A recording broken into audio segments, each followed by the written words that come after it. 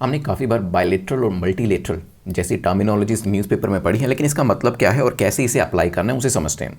जब इंडिया बोलता है चलो 1 to 1 बात करते हैं, तो इसका मतलब होता है दो कंट्रीज इन्वॉल्व हैं। Bi B I here means two, one deal no group drama. जैसे अभी हाल ही में इंडिया ओमान के बीच में एफटी हुआ, इंडिया यूएई के बीच में कुछ समय पहले सेपा हुआ था, या फिर इंडिया और फ्रांस की डिफेंस डील। अगर आप देखें तो दो ही कंट्रीज यहाँ पर इन्वॉल्व है।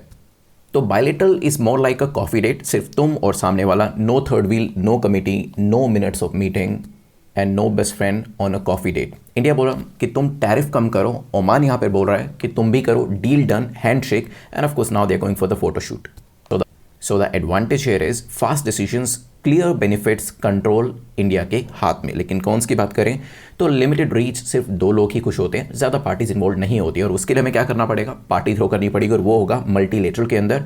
मीनिंग जब इंडिया बोलता है चलो सभी साथ बैठते हैं और मिलकर बातचीत करते हैं, many countries, one table, 100+ opinions can be there.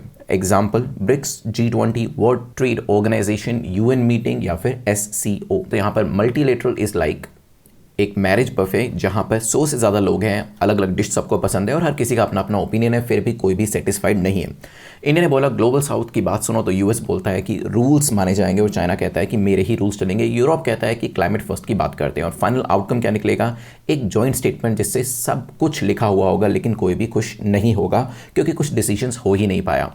Pros की बात करते हैं तो इसमें ग्लोबल लेजिटिमेसी देखने को मिलती है, बिग इन्फ्लुएंस देखने को मिलता है, एजेंडा सेटिंग करी जा सकती है। लेकिन मल्टीलेटरल में कॉन्स की बात करें तो पूरा प्रोसेस काफ़ी स्लो होता है, कॉम्प्रोमाइजिंग होता है, और पेशेंस टेस्ट किया जाता है अलग अलग देशों का।